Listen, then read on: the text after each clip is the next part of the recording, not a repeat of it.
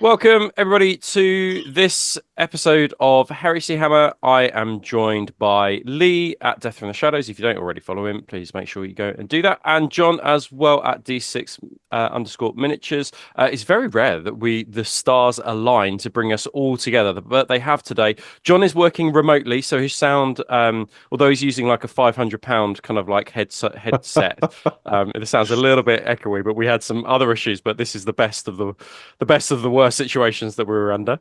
This is what happens when we get this overlap of all three of us together. It's like a warp rift opens and something happens to someone. Yeah, exactly right. We're just waiting for Lee's internet to go down at some point today as well. So it's just to complete the set. Yeah, exactly. It's a big show for us today. I think if we just hop on over to the next slide, it's the 50th episode of Heresy Hammer on YouTube. And Lee, Kerry's just given us some stats here. So we've got 49 episodes, 45 Tacticas, almost 3,500 subscribers, 413 Patreon subscribers, which is pretty impressive, isn't it? It's fucking nuts. Over 220,000 watches, 9,000 minutes of unadulterated heresy, and here's to the next 50 as well. I just love this. This kind of like Mexican Endred Ha from the episode that we did, where he dresses up as other legions. And I think he's supposed to be you, isn't it? I'm guessing that Erebus is supposed to be Lee. You're Mexican, and I'm the line of the map. Of course, makes perfect sense. Right, today, what are we looking at? So it's a big one. Not only is it the 50th episode. Don't worry, we'll keep on talking. We'll do that in a minute. But not only is it the 50th episode, but we're also going to be talking about MECHANICUM today as well. We'll go through the plan with you guys and kind of explain in a bit, but we're just going to say thank you to our sponsors. So Dan from @gator.3D, he's working on lots of things for me recently, not only the Heresy Hammer model, but I've just received some suzerain from him that were sculpted by Wolf that are absolutely lovely. So make sure you follow him and tap him up for all your 3D printing needs. We also have at Sacrus Mundus, who do some amazing terrain files. They're a company based in Spain. You can get all their files from Cult 3D, My Mini Factory, and their Patreon as well. I saw some painted up terrain of theirs on Instagram that somebody had done. Wow. And I was like, oh, okay, well, we're going to have to get some of that now because it was like an Imperial Palace with like loads of doors and stuff like that. It was absolutely awesome and looked wicked. And next up we have Kirton Games as well, a game store near John that hosts a number of events. Super reliable, amazing shipping, great deals. Make sure you go give them a follow. And if you're in the local area, make sure that you get down to the Heresy events as well, because their Heresy event scene is glorious. As glorious as the Emperor himself, and I know Apostate Terrain and James runs out of there and does a number of events out of there as well. So make sure you tap those guys up and make sure that you get your MECHANICUM box from these guys, which leads us really well into what we're talking about today. So we are going to be talking about the MECHANICUM. This show, we have actually spent a number of hours preparing actually, I say we. What I mean is Kerry. Did you say Kerry? Kerry has been spending a number of hours preparing this show, although we did have kind of a briefing before Kerry went away and beavered away, like a tech savant, to kind of decide the best way to kind of provide you with these shows. We know that the plastic mech are being released. The pre-orders go up on the 3rd of August, which I think is Saturday, and then in 2 weeks' time after that, you will have the plastic MECHANICUM in your hands. I don't think they've told us that the Thanatar is coming out yet. So there's kind of like individual. There's been no mention, yeah. No, it's worth bearing in mind as well. Just to reiterate that we planned this like 3 months ago before we even knew that plastic mech happened to be dropping, and it seems to be just falling wonderfully in line with the on-the-side plan. In that all of our shows are coming out when the MECHANICUM box. I think we also need to discuss as well is Kerry the Arch Magos and we are his mindless thralls? Or are we the Magi? Right. Yes. We're the Magi and he's our servitor. Power politics over here at Heresy Hammer. That's it. Yeah. Techno politics. So we are going to be going over the next 8 shows, kind of the MECHANICUM in real detail. And actually, we've not done any faction or legion in that much detail before. And I think that's testament to how complicated the Mechanicum book actually is. But we want to do it justice because we suspect that a number of people will be either getting mech armies finally because it's now no longer in resin, or they'll be adding allies to their existing armies, be it Solar Auxilia, Custodes, legions, whatever. So this episode today is going to be going through the HQ choices for the Mechanicum, as well as their bodyguard retinue. So we're going to be talking about that. But we will, at the end of this show, be talking about how the following shows are going to be, kind of how they're going to look, and also where you can find them as well. So let's head on over to our first slide, which is just a brief introduction. So just an overview and a general overview. So mech forces use the same force org chart as all the other forces in the book, with the exception, of course, Equestros Knights, because they're slightly different. We've gone through those on the Patreon previously. And they have also access to their standard warlord traits, but they also have 3 warlord traits that are specifically in their book. So in total, they have access to 6 different warlord traits that you can choose. They have a unique reaction, the same as the legions, obviously the exception being solar orcs that don't have specific reactions, and custodians that don't have specific reactions as well. These guys do have one specific mech reaction.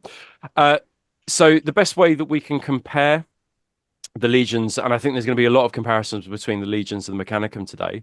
The best way that we can compare these is that legion traits and rights of war, the Mechanicum basically has kind of access to these things, and they're called orders of the Techno-High Arcana, which is the flavor of the army.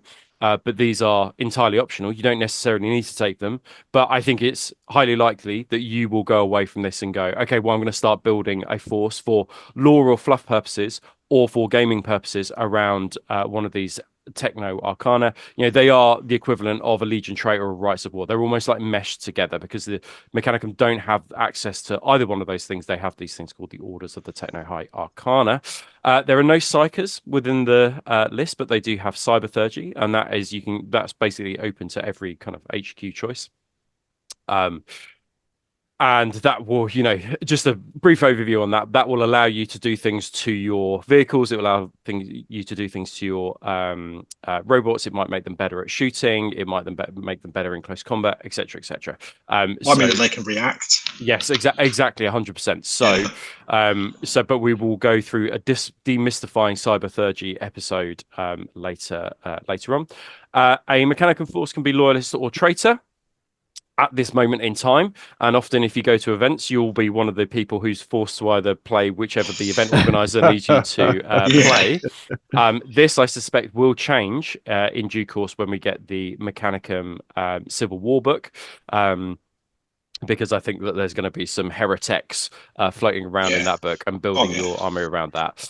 So yeah, but at this moment in time, at the time of recording, and I suspect for the next couple of months, you can be an ambidextrously Mechanicum force. You can play either traitor or loyalist.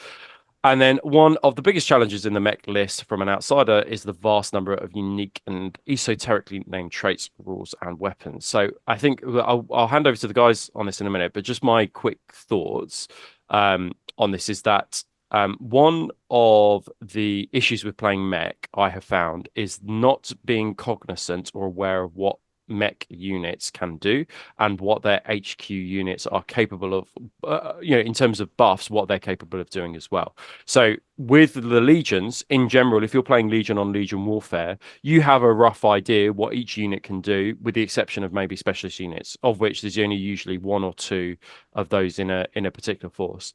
But you know what a missile launcher squad will do. So you know that they can react. You know what their firepower will tend to be. You know that they can skyfire with their flak missiles. Yada yada yada.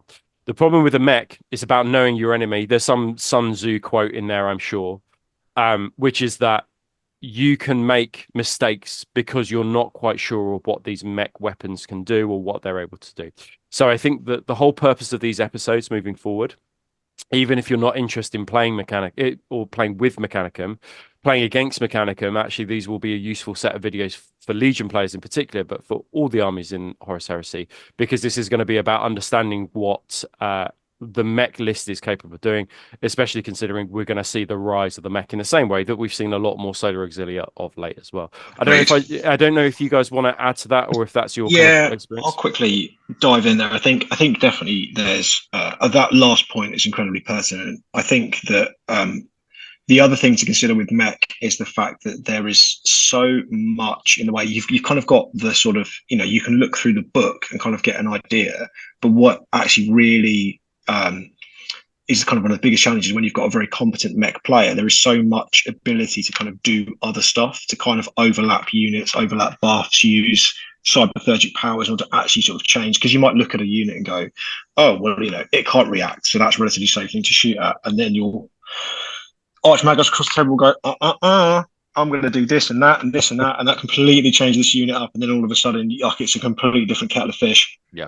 I think also as well, from an army building and army facing perspective, you tend to see a lot of the same units currently with mech armies. Like, I think a lot of the mech armies that I've faced have been broadly similar in terms of what they've included. But I think because of all of the new stuff that's coming out in plastic, you're going to see even more. Like, no one in their right mind right now is going to do an entirely kind of like meat for the grinder thrall army, because it's just like not, unless you've got literally more money than sense, it's just not viable. Whereas I think you're going to start to see a lot more of this stuff kind of being introduced, either by players who've got existing armies they want to add to, or by people kind of coming into the Mechanicum. So I think definitely there's an awful lot to learn about this, even if you're not planning on playing mech. Yes, wise words indeed. Yeah, and actually, we haven't even talked about kind of the units that you see an awful lot within the within the Legion list, and we will get to Myrmidons when we reach the Myrmidax. But we already won't focus on those too much. But we've already talked about them, haven't we? Actually, exactly. Over on the Patreon, we already covered Myrmidons. We did 2 shows on what the Myrmidons can do, and then we did an entire show on how to counter them. And that's like nearly an hour and a half, 2 hours of content just on that one unit. Yeah. And that's one unit. That's one unit entry in the book. So there's an awful lot to get your head around there. Yeah, cool. Right, let's have a look at what is next, because I think we're going to have an overview of the orders of the HighTech Arcana. So, Lee, why don't you run us through these? But so these are this is the flavor, right? You've got your kind of like main list, but this is the Rights of War / your Legion rules. If you run us through these, and then maybe we'll just take a brief pause after each one, and maybe we can reference some books if we've come across them previously, and where we might find some information about them. Yeah, no worries. So we're just gonna summarize the different orders here, and then, like Rob said, we'll go into more detail in the future. So you have to take an Megos Prime to unlock the orders of HighTech Arcana, and I've been mentioned already. It's similar to Master of the Legion using a Right of War, but this is essentially where your force is getting its flavor from. So I'm probably going to murder all these words here. So Acromandrite is the highest cast of a Forge World, gives the option to ally in Mech, improves the Megos, and Battlesmith improve unit shootings. So interesting.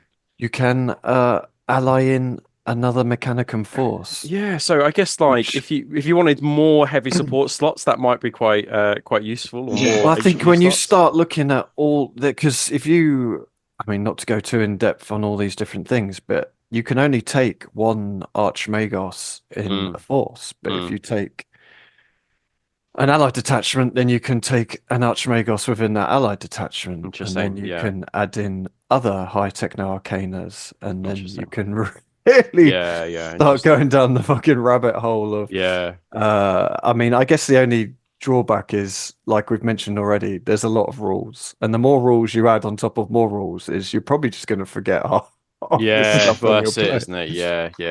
And then your opponent's going to suffer trying to understand. I was having a quick look this morning, and I was like, holy fuck, that opens up a lot of options. But even if it doesn't, like you say, it's extra 2 elite slots, extra fast attack, extra heavy support, all the extra bullshit. Yeah. So just to say, the Archimandrite makes an appearance in Master of Mankind. The kind of Megos that they soup up and attach and give Arkan lands kind of like technology to. She is referred to the Archimandrite, and she is an absolute motherfucker for the loyalists and the traitors to kill. Actually, Nice. so she makes an Archimandrite makes an appearance there. Cool. This next one, Cybernetica. This is basically all the robots, makes Castellax line, decreases cover saves from automators shooting. You used to run one of these, right? You used to run Cybernetica. No, I never ran Cybernetica. No, you ran in like whatever it's inducted Castellax, didn't No, you? yeah, So well, it was when you had inducted, but I ran Reductor. Oh, that's right. Yeah. But in first edition, it was different because Reductor had their own force org charts. So you could take more heavy support stuff, and they had rules for the Thalax, I think, because the lore is that the Reductor came up. I think they initially designed the Thalax, so you got they could move through cover and all sorts of shit. Lacrimata, in charge of thralls and servitors, makes infantry more durable and flexible. So you're basically in charge of all the fucking brain dead. If you want a board, if you are the exactly right. This is Kerry. Yeah, Kerry is the Lacrimata. So the Lacrimatas are the fleshmiths. So they're the people that kind of, rather than making stompy robots, they just grow brains in jars and jam them into grow extra hands, bodies. grow extra arms on people. Yeah, nice. If you want to be the Borg Queen, and if you want an army of Borg drones, then this is there you go. One view, right? Next up, Macrotech, the middle management of the Forge world. Fuck, that's so corporate. Tech priests as troops, move scenery around before the game, and battlesmith make vehicles dreads durable. There you go.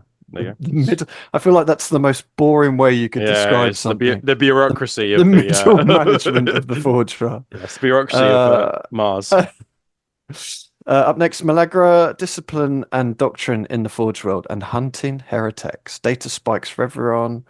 Arquitor Magisterum as HQ.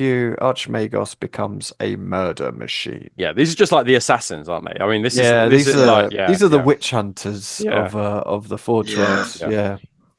It's not like, it's not the Archmagos is kind of like, middle of the road in a normal list either. So 100%. Myrmidax, Myrmidon cult leaders, Thanatar's HQ, Myrmidons in different slots. Yeah. This is the one you see most of the time. Yes. And then my favorite, the Reductor.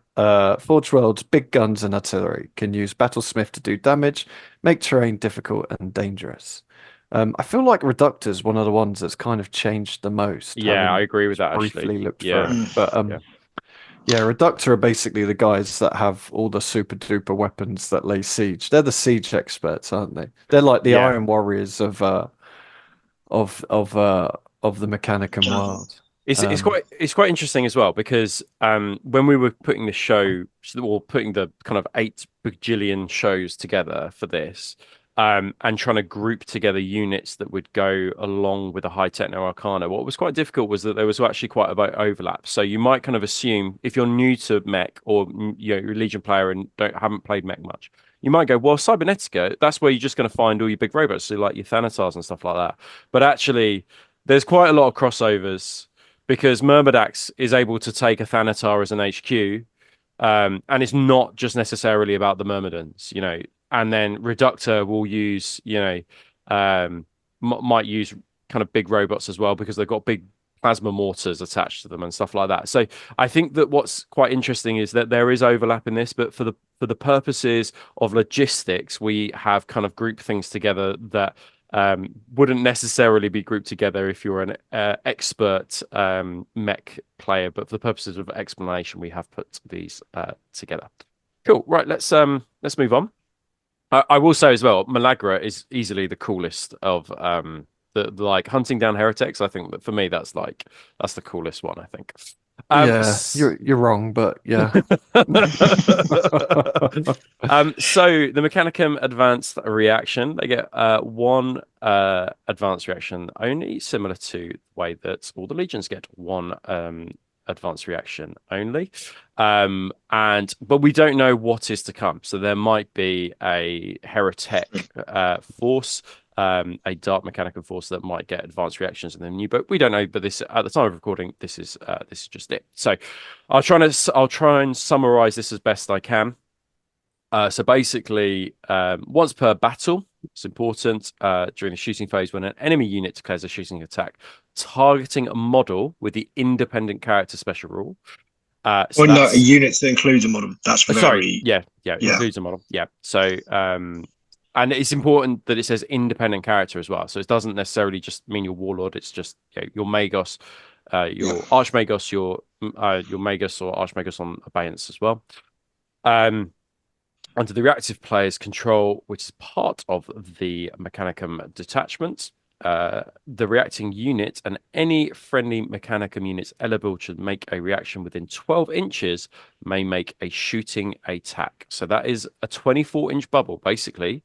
And anything that is within kind of range of that unit that got fired at can then react against the unit that triggered it.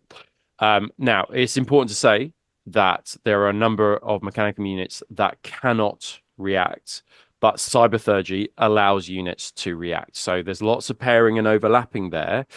So a savant mech player will ensure that these Cyberthurgy things go off, and then an advanced reaction will they'll be able to unlock more shooting as well. And then any unit that makes a shooting attack as part of this reaction counts as having made a reaction in that phase. So that's important because obviously a unit can't react more than twice in a phase. And then there are some other kind of rules that just basically like it's wall of death. It's you need line of sight to be able to fire, yada yada yada, as you might expect with the shooting reaction. But that is essentially it. So prepare for your Lascannon team to be wiped off the face of the planet it is fighting on. Yeah, pretty strong, I think.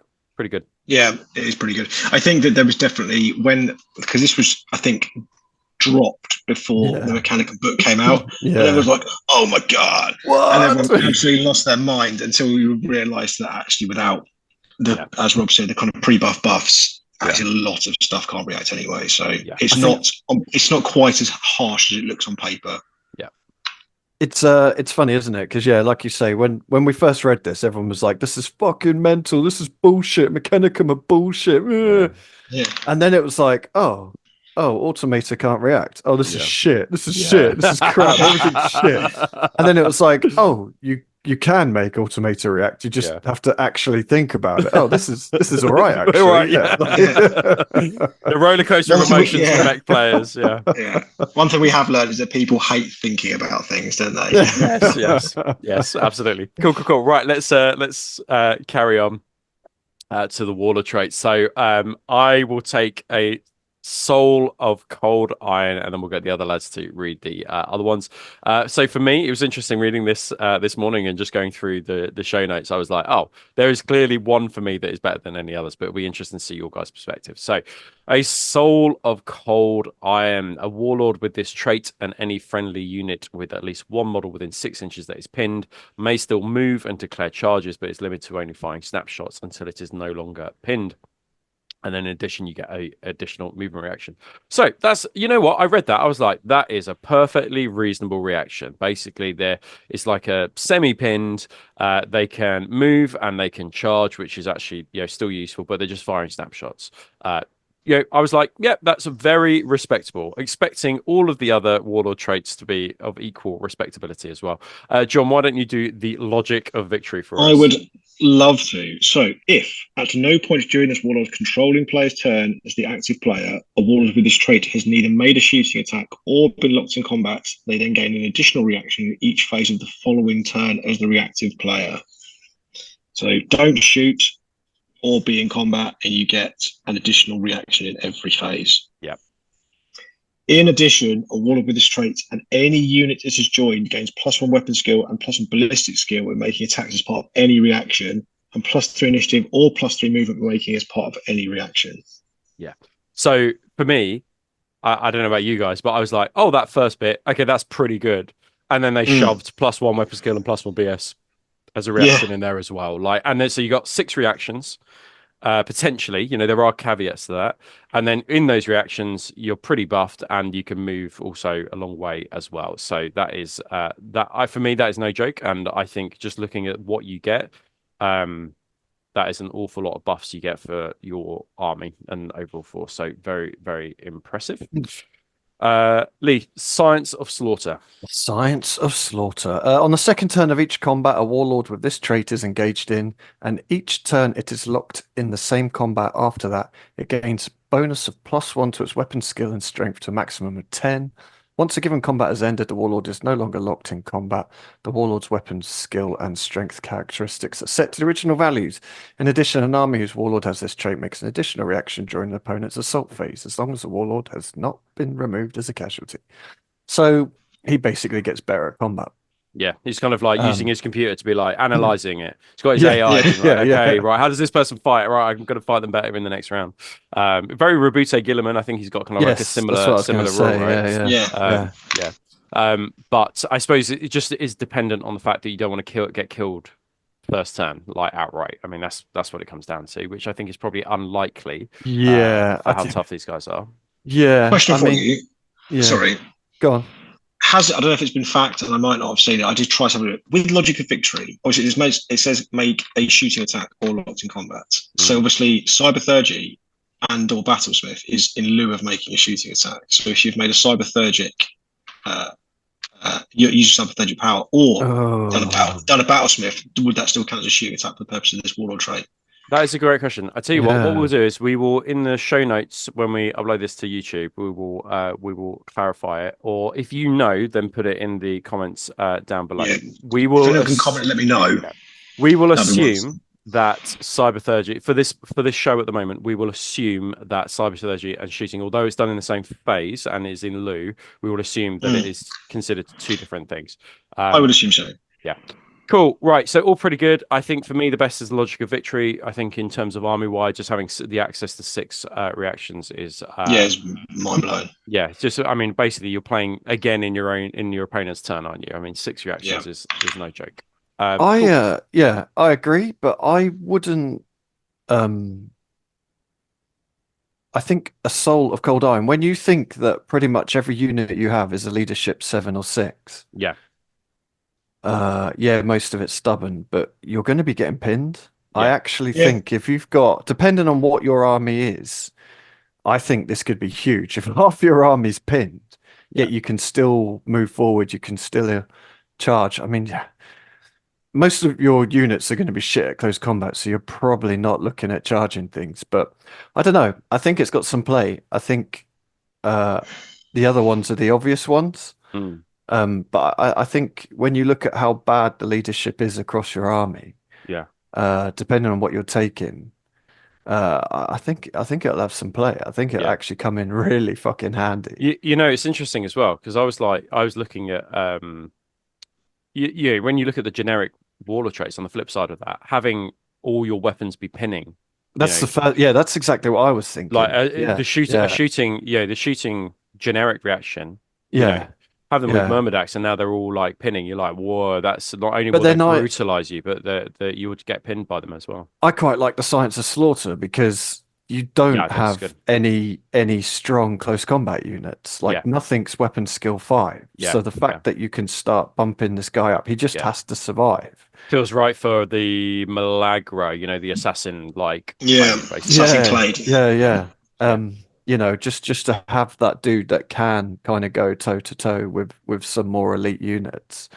I just think it depends on what you if you're planning your kind of warlord to be a support, then you probably won't look at that. If your dude's pinging out buffs to automata or whatever he's doing, then the Science of Slaughter is fucking irrelevant. But I think 100%. They're all good, to be honest. I think it's interesting. I just think it will depend a huge amount on how you're planning on running your force. 100%. Awesome. Good insights there. I think we're going to move on to the Archmegos Prime now. So there's an awful lot of rules. An awful lot of rules here, and I think that for the purposes of our discussion, I think we'll try and whiz through them, but also just go through them, go through the important bits. So the Archmegos Prime, And of course, you've got to have a prime in order to unlock the orders of the Techno Arcana. But there is a option to give him a Bayant, but we'll have a look at that in a bit. Okay, so he comes in at 155 points. Stats, so his movement 6, so a little bit slower than Marine. Weapon skill 4, ballistic skill. So that goes back to what Lee was saying, which is that these guys are not necessarily close combat monsters. Your Megos Prime is gonna find it really hard to go toe to toe with just a Praetor in combat because of that. He'll be hitting on 5s. BS 5, Strength 5, the all important Toughness 5, which is Trebium. 3 wounds, Initiative 4, Attacks 2, Leadership 10, and 2 up save. So in terms of stats, it's kind of like, okay, yeah, fine. Toughness 5 is I think for me the nicest thing there, but of course he's got 2 up save. He comes with a power weapon, a Volkite Serpenter, a little bit underwhelming, but he has access to an awful lot for relatively not a lot of points. You might be looking at the war gear being like, oh, that's not very good, but actually it becomes Trez good later. So he's got a Mechanicum Protectiva. So remember that because that's going to come up time and time again. Again and again. A 4 up save, and then he's got a Cortex controller as well. And so we won't go through the Cortex controller now, but basically that allows kind of robots to not go to program behavior and allows you to control them in the way that you want them to be controlled within a certain kind of distance and area. I assume it also means he can be attached to certain units as well. So he has Battlesmith 4 up, which is good for fixing stuff, fixing wounds on automata. Feudal Hierarchy. So Feudal Hierarchy, a single, and this is what Lee was referring to, a single detachment may not include both an Archmagos Prime and an Archmagos Prime on abeyance. Okay, so it says specifically a detachment there. So if you're taking Archimandrite, it does mean that you can take a second Archmagos. Okay, really, really important there. But that, I assume it means...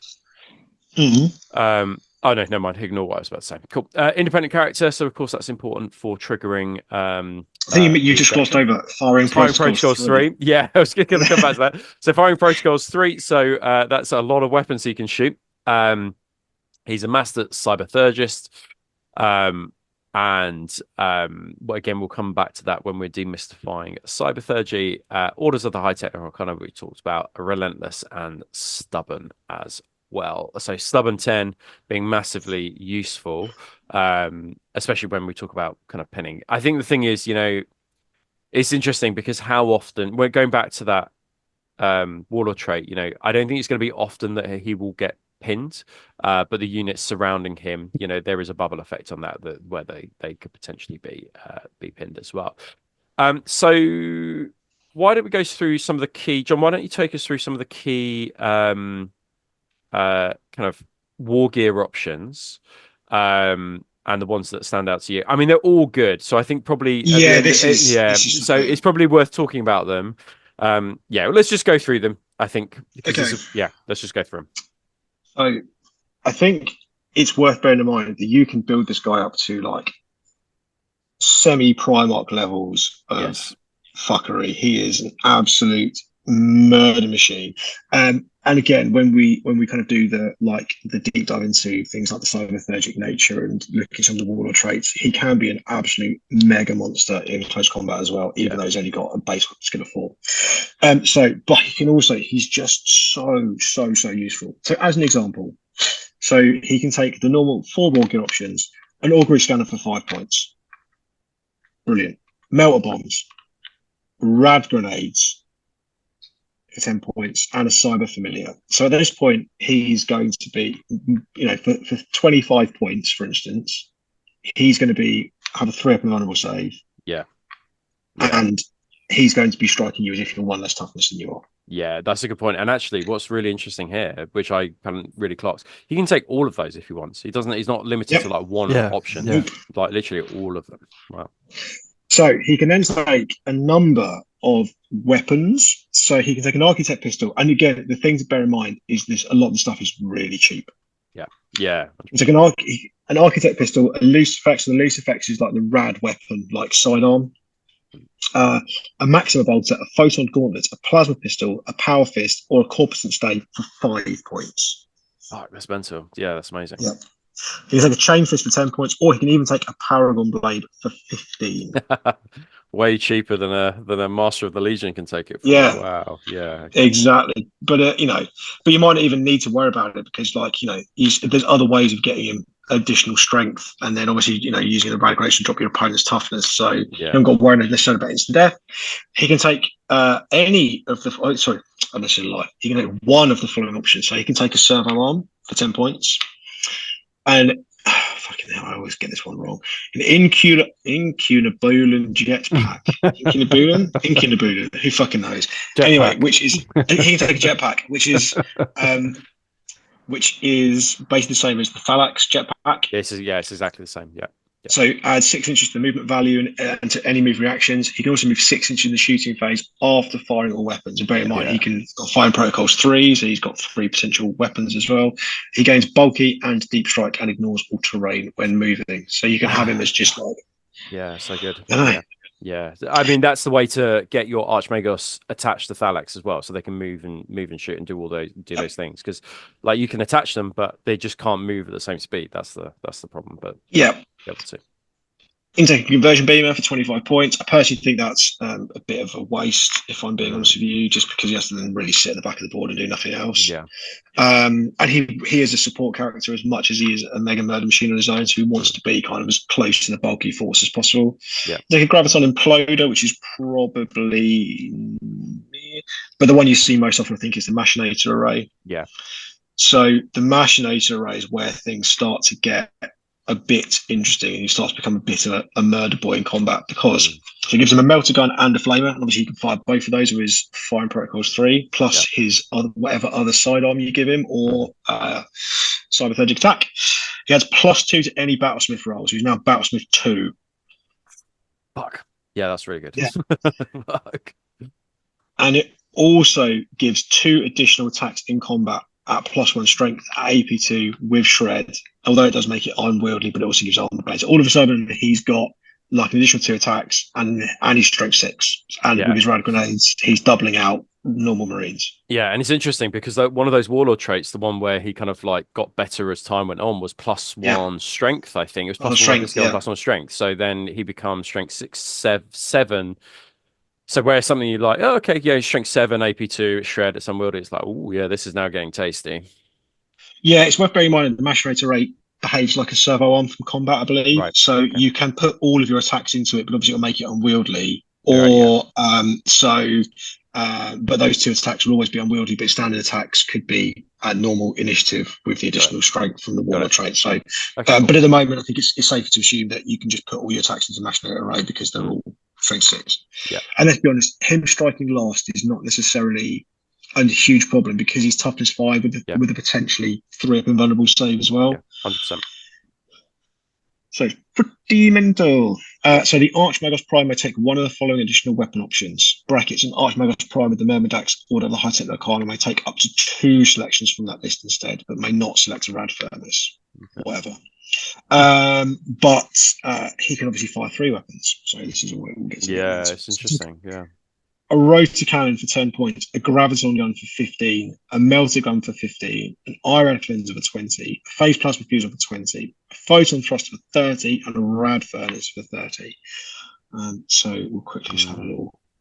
Well, actually, do you want to deal with the weapons in one hit? Yeah, I see. Yeah, let's do the weapons in one hit. I think. Yeah. Cool. And then the last thing is a single weapon in his arsenal may be upgraded to be mastercrafted for 5 points. Bargain. So it's an absolute bargain. He's an absolute bargain. Yeah. So you can see easily how you can make him. He's super versatile. When we go through Cyberthergy, you'll understand how you'll start to sort of build your Archmagos, both as a combination of your HighTech Arcana, your war gear options, and Cyberthergic powers. But you can also see how he gets it's really easy to get him to 250, 300 points without even thinking about it. 100%. Cool.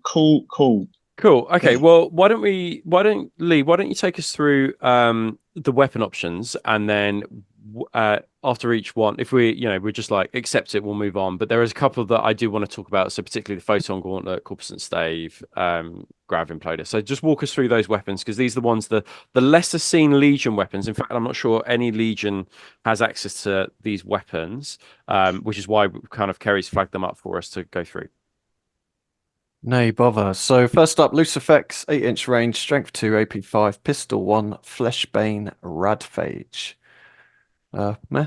Yeah, fine. So Radphage is quite key because it comes up quite a lot. So the Radphage is essentially it means that you're a -1 toughness. Yeah. For the rest of the game, isn't it? Rest of the game. Yeah, but it's just that model. Yeah, so if you kill the model, if you kill the model, then you're just like, oh, okay, well, it's pointless. Exactly. Maxima Bolter, 12-inch, strength 4, AP 5, assault 3. Yeah, again. Whatever. Yeah. Fine. Photon Gauntlet, 12-inch, strength 5, AP 2, assault 2, blind, gets hot. It is 5 points to potentially blind your opponent. Like, so good. I'm also killing them as well. Strength 5 AP2 is 100%. Yeah, it's brilliant. Corpusant Stave, close combat, strength +1, AP4, melee, two-handed, haywire. Again, great, because although it's strength +1, so the strength is important, and the AP, the strength is important when you're fighting against infantry units there.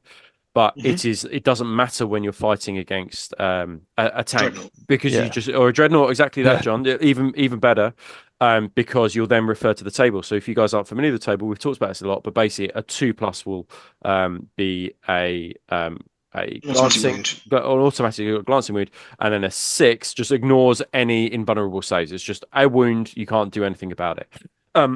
It is very, very powerful, like the Corpusant Stave. Very good. Next up, Graviton Imploder, 18-inch, strength nothing, AP3, heavy 2, Graviton Pulse, concussive 1, and haywire. Yep, great. Yep, good option, I think. Irad 25, although 25 points, that's a lot. Where are we looking? Where is it? Oh, it's Irad Cleanser, template, strength 2, AP5, assault 1, Fleshbane, Radphage. Yeah. Phased Plasma Fusel, 24-inch, strength 6, AP3, heavy 3, breaching 4+, gets hot.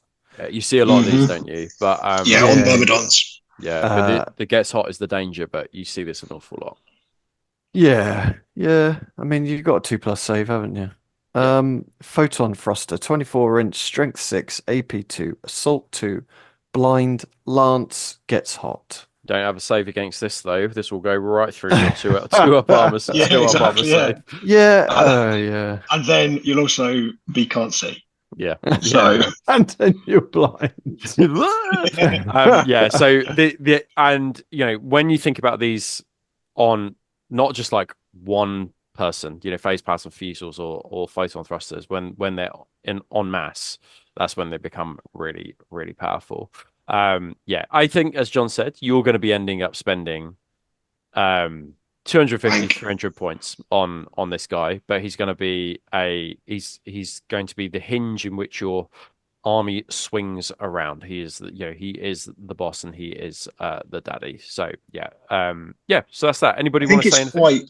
I also think as well, like from a fluff/lore perspective, I think it's quite right to go all out on your Archmagos, because in all of the lore and all of the fluff and everything that you read, the Archmagos is just like an absolute kind of like, his entire focus on life is making himself more and more and more mental. Yeah. So I think if you you could turn up to like a 2K game with a 300-point Archmagos and not feel bad about it, because that's what he's there to do. Yeah. That's kind of his entire his entire existence for being, is just to make himself into this huge Mechanicum metal murder lord. So yeah, very, very cool. It's interesting. The only other thing I can note here, which I think is good, is that there's no precision shots or precision strikes. Precision shots in particular, I think is good, because you just like, this photon thruster, I'm going to fire it at your warlord several times. Just die a horrible death. Cool. Okay. Thrust these photons. Exactly right. So the only thing I'd say about this as well is, going back to the warlord traits, if you've just spent 250, 300 points on an Archmagos, and then you take the logic of victory, Yeah. you're kind of wasting all Yeah. those points Yeah. because he sat there not shooting each turn, not getting in combat. Yeah. Yeah. That So was going to again, be you need to think about who your warlord is going to be yeah, and what you're exactly that. taking if you want to take advantage of all those reactions. Because yeah, you don't want to be spending fucking 10% of your army on one dude just to have him sat there going, well, I get an extra reaction this time. Yeah. Yeah, Lee, that was It's just something exactly to think about. Yeah. exactly the point I want to make. Like, it's so easy just to kind of go, well, I can have all of the toys, so I'll take all of the toys, You're and then absolutely nuts. Yeah. a third of his points cost is just absolutely wasted. So you do need to be.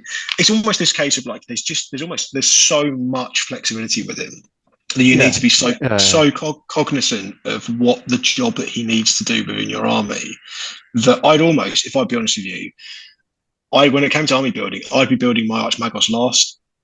I'd be building the army to behave in the way that I want, or like the units and the flavor that I want to go with, and then be like, okay, well, let's look at the war gear options, let's look at the warlord traits, and then let's look at the cyberthurgic traits that I can utilize and think, okay, well, how's he best going to kind of buff and fit in, and like Rob said, be this pivot for everything else. So I'd be rather than just building the Archmagos first because he's the first thing in the book, I'd actually be tempted to build him last. Yeah, that makes a lot of sense. Pro Yeah, tip. I like that. That's actually, yeah, I like that a lot, actually. Yeah, there you go. We'll finish with just because you can doesn't mean you have to. should.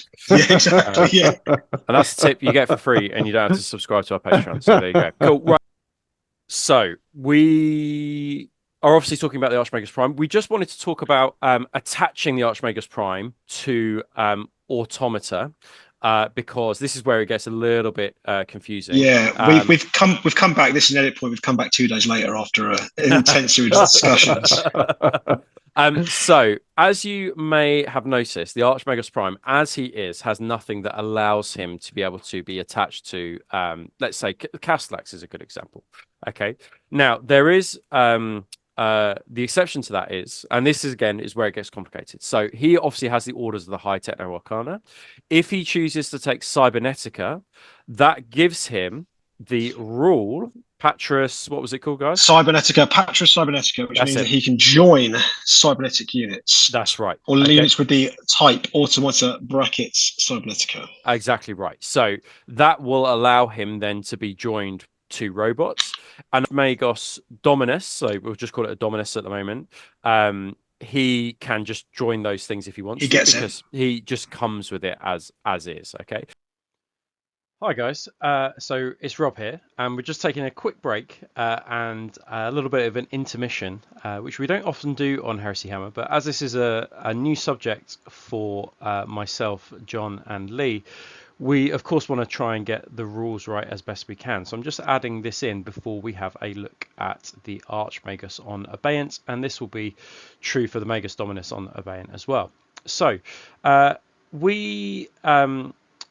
we recorded the video, we talked a little bit about the fact that the Archmagos gains the monstrous subtype when it buys itself a Abeyant, or when you use the unit profile with the Abeyant in it. Now, we talk about some of those rules that affect the monstrous subtype, but the most important one is at the bottom, and this is the one today where we had to seek clarity from the wider community. So it says at the bottom, no model that is not also monstrous may join a unit that includes a monstrous model. Now, when we read that during the show, we had assumed, because it seemed to us at the time, we had assumed that this meant that your Archmagos on Abeyant and Megos Dominus on Abeyant couldn't join any units, and that included automata units, because they of course don't have the monstrous subtype. Since then though, since we recorded, we actually clarified this, and from just the general consensus amongst Mechanicum players, they say that this is a perfectly legitimate thing to do. That essentially, even though it has the monstrous subtype, it's perfectly okay to join a Archmagos mounted on Abeyant with any kind of unit, and that includes automata, if and only if it buys itself, or chooses Cybernetica. But a Megos Dominus on Abeyant can, of course, attach itself to automata. So we just wanted to clarify this one. We felt at the time that the it wasn't a particularly well worded rule. And when we looked at the FAQ during the show as well, it hadn't been FAQed, and we thought that this would be an obvious one to FAQ. But just so you guys are clear, just as you move forward, as we start to talk about the Archmagus on the Bane and the Megos Dominus on the Bane, the general consensus from the Mechanicum community is that these guys, despite the fact that they have monstrous, can be attached to other units.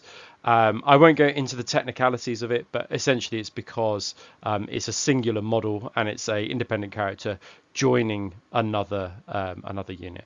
If you want to, and you are a Mechanicum player and you feel like you want to explain to our viewers down below the exact reasons why you guys think this, then please do. But remember, it's good to explain it as if you're explaining it to a 5-year-old. Keep it nice and clear for everybody. But we will continue the show under the assumption that any Archmagus mounted on a Bayon or Megos Dominus mounted on a Bayon can in fact join units. Right, let's have a look at this monster on an Abeyant. So turn him up a notch. It's interesting. So the I don't even know if this model is accessible now, but basically he comes in a pram, in a Mechanicum pram.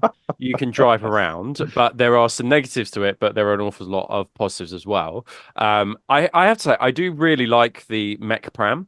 And I think it looks pretty cool. It's worth bearing in mind as well that there are an Abeyant is a generic term for big things. So let your creative juices just flow and grab whatever kits you can find. Put him in a dreadnought chassis or put him on tracks would be quite good. Tracks, big fucking tracked boy. Basically, he just needs to be fucking massive.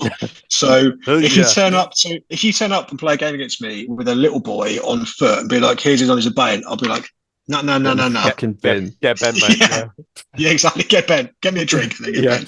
Awesome. Yeah, that sounds great. Yeah, that's a good point. So you can let your imagination go wild. Yeah. I mean, predictions. I predict we will see an Abeyant. That's what I predict. I would have thought so. Yeah, in plastic. Yeah, 100%. Right. Okay. Mech pram. Okay. So so this might not show up on camera, but this was my Archmagos. Oh yeah. Wonderful. Yeah.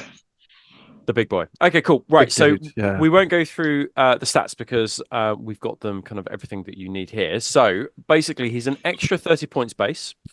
He gains an additional +1 toughness. So he will now become a toughness 6. We are talking Primarch levels of toughness there. Another +2 wounds. Brilliant. Although he's swinging at slightly lower at -1 initiative, and of course that will affect some movement reactions. But unless you have +3 to your movement, etc., and all that for 30 points, he loses firing protocols 3 and relentless, and then unit type gains monstrous and anti-grav. So monstrous lets you fire all weapons, including heavy and ordnance, and move as well, but can't join any non-monstrous units. He gains a pride of place, so he can't be in a transport, obviously, because he's on a massive buggy. He is a transport. He is the transport. Yeah, exactly.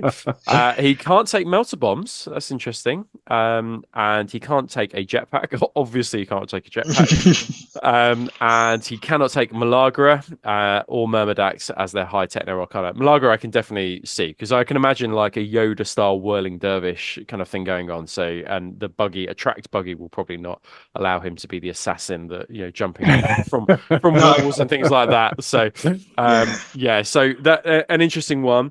I think I've seen and played 50-50. Some people take the Abeyant, some people don't.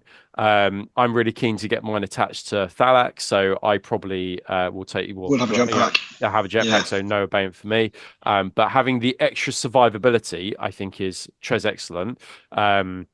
Especially if he's a backfield conducting like Mozart, all the shooting against your opponent's force as well. So yeah, what's your guys' thoughts on the Abeyant? The +1 toughness is good, but he's unlikely to be even at toughness 5, he's unlikely to be kind of murdered out. The additional wounds is really, really nice. I think the standard Archmagos having 3 wounds was always felt like a bit of a weird one. The thing I found, I mean, obviously I ran it in first edition, so the rules are slightly different, but the toughness 6 and wounds 5, like he becomes so survivable. Yeah. And if you make it a big scary model, people generally don't really know what he does. They fire everything at him. Psychological warfare is what you're saying. Yeah, you walk bigger, forward on your own, just taking all these shots, and you're like, free up, free up, free up, fuck you.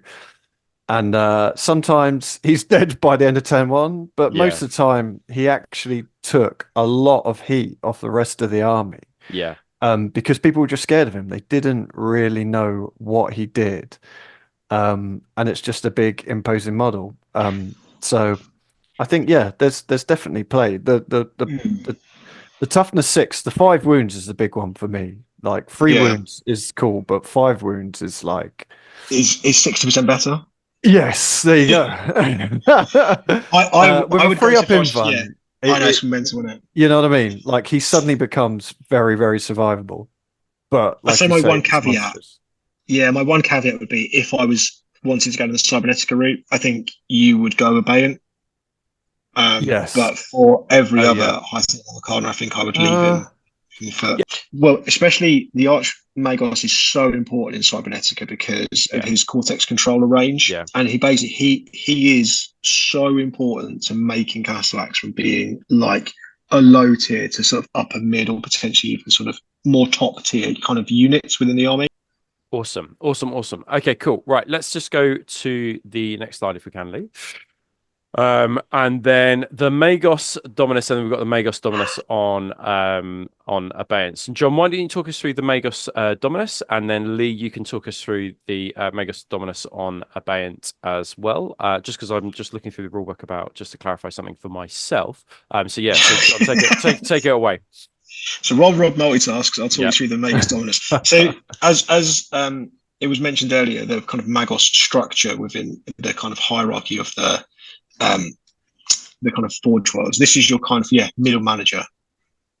He's sent out his side quests as like a little bitch boy from the Archmagos. So as such, he's only a meager weapon skill 3. Though obviously he can be a warlord, so you can buff him with a warlord trait. He is BS 4, strength and toughness 4, 2 wounds, initiative 3, 2 attack, leadership 9, and a 3-up save. So pretty basic. Comes the power weapon and a las pistol, the Mechanicum Protectiva, which is what gives him the 4 vulnerable save, and a Cortex controller, so he can also assist with controlling your robots. He is a character. He is also a cyber theurgist, and he's heavy. So his special rules are Battlesmith 5-up. He's a cyber theurgist adept, so he's a cyber theurgist, but not quite as good as the Archmagos. He does, however, gain a Feel No Pain 5-up, which is really useful. Fine Protocols 2, it's Patris Cybernetica, which basically means that he can also be attached to Patris Cybernetica means that he can be attached to a Castellax or a Cybernetica unit. He's relentless, and he's also stubborn, so stubborn leadership 9. He has got a lot of the same war gear options, but not all. So you can take an augury scanner for 5 points, melter bombs, but you can't take rad grenades. He can have a cyber familiar, but it's 15 points. He can replace his las pistol with either a bolt pistol and a Volkite Serpenta, a photon gauntlet, or a plasma pistol. And he can take one of the following options: servo arm, conversion beam, or machinator array, so he can't have a jump pack. And he can take one of the following heavier gun options: either a rotor cannon, a graviton gun, a melter gun, an iris cleanser, a phase plasma fusel, a photon thruster, and again he can mastercraft one of his. Also put a Megos Dominus in a Paran as well. He gains a +1 toughness and +2 wounds. He doesn't lose an initiative, so he retains his initiative at 3, which is more interesting. But you're still paying 30 points for that privilege. He loses, so basically, yada yada yada. So the only thing that he does get though is he gains. Because obviously he's got less war gear options. So yeah, same stuff. He considered a support character. So this guy is, I used to run these, and I would now if I was to do a Mechanicum list, literally to shove them in with any automata you have, and I if I remember correctly, I didn't give him any upgrades. He literally, I gave him a servo arm or a machinator array, one or the other, and he is literally there to repair robots. That is literally all I did with him. Stick him in with your unit, and every turn he's just tinkering away with his fucking spanner, fixing things. And that is literally all I used him for. Buffing as well, like because obviously he's got fire protocols, so give him a servo on, and then give him, and he can do a bit of battlesmithing, and give him an then a augury bit scanner. Yeah. Give him Artificia Cybernetica, and then he can just buff automators. I mean, there's thousands of ways you could, well, not thousands, there's 3 ways you could run him. But yeah, that's how I used to run him. This guy to me is a support dude. He's there to fix things. Absolutely. He's there to buff things. He's and for 75 points, he's great value. It's fucking brilliant. But he is kind of good value. He does a lot. He doesn't really. He's got not really any output for 75 points, and I don't think you should really view him as an output character either. It's very, very easy to go, I'll give him a phase plasma fusel or a photon thruster and off his head, and all of a sudden he becomes 145 points. And he's actually doing fuck all. But I think Lee's definitely right. He's a support character, so he's a buff piece. Awesome, excellent, cool. Well, I'm glad we clarified that. So let's take us on over to next part. Yeah, did we go through the event? Yeah, we did that. Sorry, John already did. Let's go to the next bit. Cool. So we also wanted to have a look at the Skylax Guardian Automata Maniple, which is actually a troop's choice, but we've put it into this HQ kind of show because these can act as guardians for your leader. So we're going to go through them now. Now, they are a support unit, so if you're thinking, I'll just take these as loads of my compulsory troops choices, you unfortunately cannot do that. But I do think these are quite open to kind of some cool conversions. So just something to bear in mind. So the Guardian Automata, they start at 120 points. They are movement 6, so that's useful that it matches your Archmegos.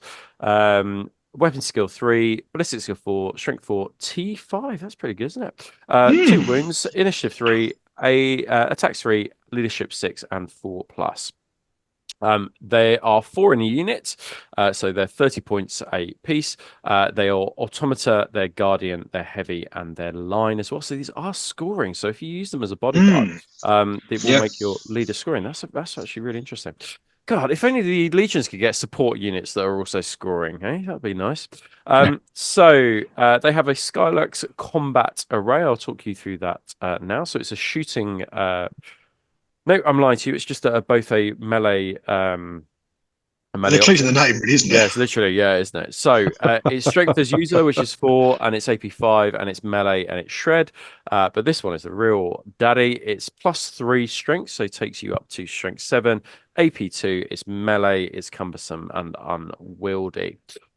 So they also come with a Kraken bolter, which is actually really, really nice. So it's range 30, strength 4, AP 4, and rapid fire as well. And they've got a rad furnace and they've got a rad grenade as well. I guess if you have a rad furnace on this guy, you can save some points by not buying a rad furnace on your Yes, that's what I was going to say. So that saves you all of 10 points or whatever it is. They've got move 30 points. 30 points. Oh wow, okay, that's quite a lot of points, isn't it? Okay. They've got move recover, night vision, so screw your shrouded, you won't be getting any of that. They're relentless, so that's obviously. It's important that they're relentless because they've got a Kraken bolter, which will be rapid fire, and then they can charge as well. So just bear that in mind. The rapid fire is not stopping them from charging, but of course, as I said, they are a support unit. They can take a Triaris armored conveyor as a dedicated transport. And it doesn't take up a 4-source slot, as we know, with dedicated transport. So, that's fine. So you can have up to 12 additional Skylarks in a unit, which is 25 points per model. So a slight saving on what the kind of like their base points would be. And then they can be upgraded as well. So they can upgrade their Kraken bolter for a maximum bolter. We had a look at that earlier. It's quite short range, I remember, from the Maxima, isn't it? Like 12 range. Yeah, it's 12-inch range. Yeah, it's not far. A flamer for 5 points, a rotor cannon for 5 points, which I don't think is a bad choice, and then a Volkite charger for 5 points as well. And then every 4 models in a unit, 1 Skylax may exchange their Kraken Bolter for one of the following. So a Grav Gun, 5 points. That's really good value, actually. Plasma Gun, 5 points. Again, really good value. An Red Cleanser and a Melter Gun, both for 10 points. All of those are great options. I mean, the Grav Gun, the fact that they're relentless and then they've got a Grav Gun as well, is just absolutely... Yeah, and for 5 points, like, why would you not? Why would you not? Yeah, literally, why would you not? If you can just take some wounds off a Dread or take some wounds off whole points off a tank, yeah, that's a wise idea. So their Guardian unit subtype, the following rules apply to all Guardian units. So, in fact, Lee, why don't you walk us through this bit? Why don't you take us through this bit? Nay, bother. So, units including models with the Guardian unit subtype may embark freely upon models with the Transport unit subtype and within buildings and fortifications. If you watched our previous show on Patreon, you'll know not to bother with fortifications. Apart from a defense line, of course. Yeah, as if they had the infantry type, even if their unit type would normally restrict this, so they can be embarked on things. Units including models with a Guardian unit subtype may be joined by friendly models with a character unit subtype or independent character special rule. And when they're joined in this manner, may make reactions even if their unit type would normally restrict this. If a unit contains any models with a Guardian unit subtype as well as 1 or more models with the character unit subtype, any wounds which would be allocated to the character, even those caused by precision strikes or sniper special rules, may instead be allocated to model with a Guardian unit subtype first. Unless they are... That's it, isn't it? Like, that's that, and this is why we wanted to put this together, because it's not like a command squad. It's not like they fill the same slot, but it protects your leader, your Archmagos, from all those pesky precision strikes. Precision shots. From sniper rifles, and you just take it on your Guardian guys, which is just so good. And it unlocks, so they can, even though they're automata, they can also react because they're part of. Is that right? Yes, yeah. As long as they're with a friendly character. Yes. Yeah. So just really one final thing: if they are not with a character, they reduce their movement characteristic by -2 and may not run, and they reduce their initiative to 1.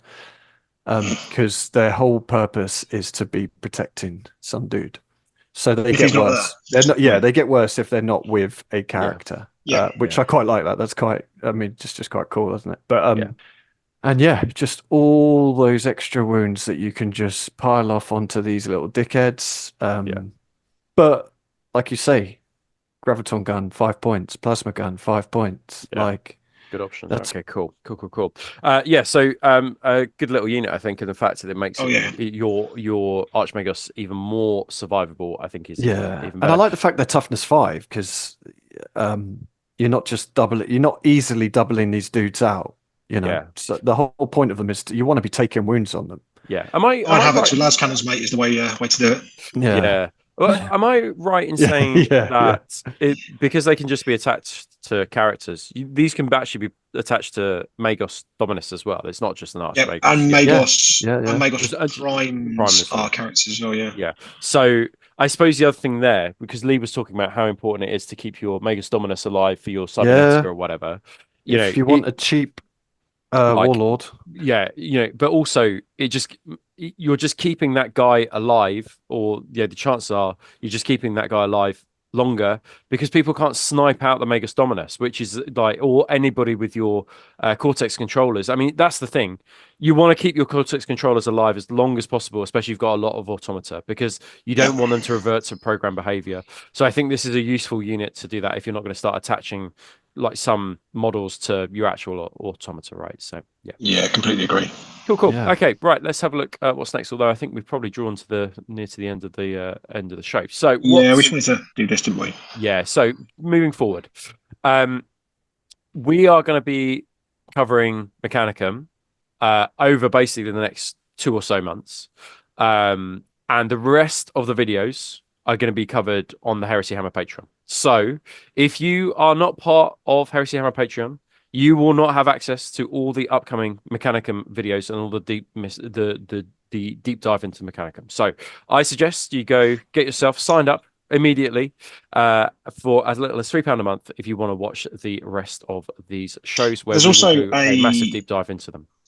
There's a 7-day free trial as well. If people wanted to just go and dip their toe, see what it's all about. Absolutely. Make sure that they do join us, because obviously Absolutely. we are so confident in our outputs that we're prepared to give people a free trial, knowing that they will obviously subscribe off the back of it. Absolutely, 100% agreed. So our 90+% retention rate for our free trial members, I think, speaks volumes. That is actually he is telling you a true fact there. That is actually genuinely when we crunch the numbers. Yeah.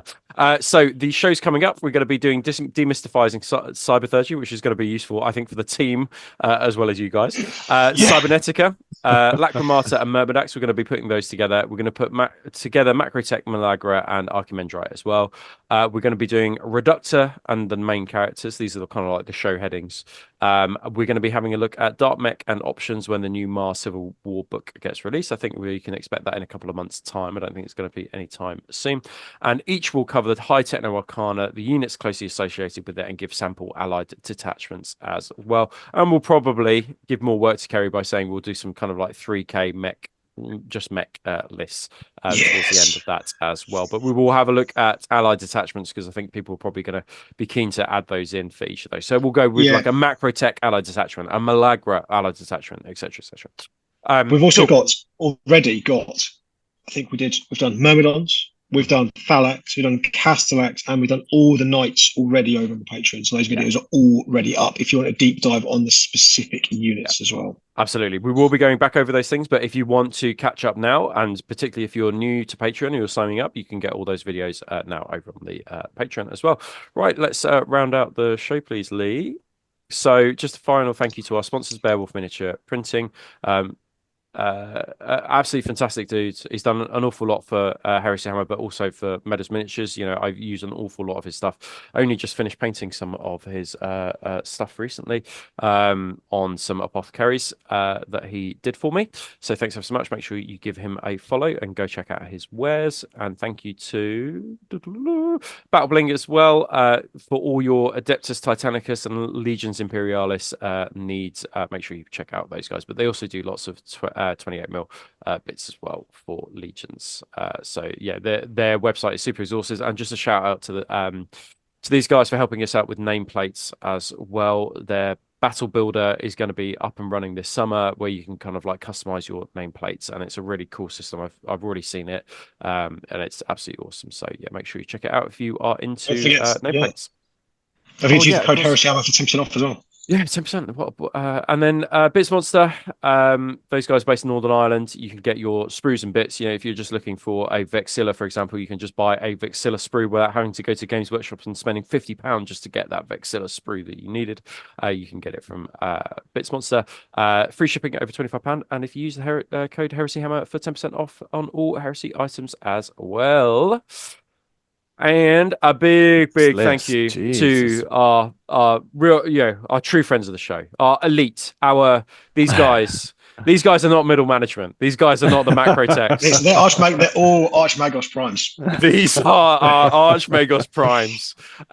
These are our top tier patrons, and we call them our Praetors as well. Every 6 months, we send these guys a little care package of Heresy Hammer items, and we've got a great one going out next month to these guys. So if you want to support the show to the very top tier, then please go check it out, because you get a whole load of goodies from us for being a top tier Praetor, and it also helps us to keep the lights on and keeps the show running as well. So thank you to our Archmagos Primes for supporting us.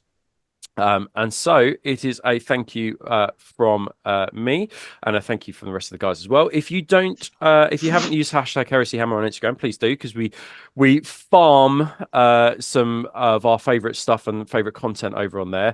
It's a little bit skewed because damn Zuckerberg he always tinkers with Instagram, so it's sometimes tricky to Zuckerberg to find some of the latest stuff. But please keep using it, because we do farm the photos from there, which appear in our community show, which we started this week, which is all things new in Heresy, as well as lists and emails. We go through that.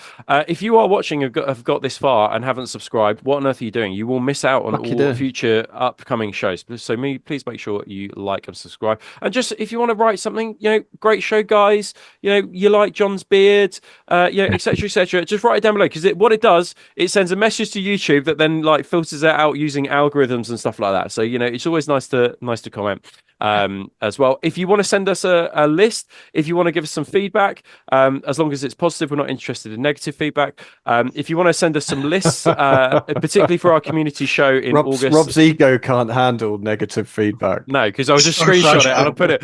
I'll screenshot it. I'll put it on Instagram and then take the piss out of you. So, make sure you send us some lists and we will go through those and offer what advice we can. Feedback spam. And of course, one final plug for the Patreon as well. As we said, we have over 400 patrons, which is absolutely amazing. We are I think a podcast that really punches above its weight, but we have been able to do that because of our true friends of the show, because of all our patrons. So thank you ever so much. So it is a goodbye from me. Thank you for watching. It's a goodbye from Lee. Ciao. It's a goodbye from John. And we will see you on the next one. Take care, guys, and see you soon. Bye-bye.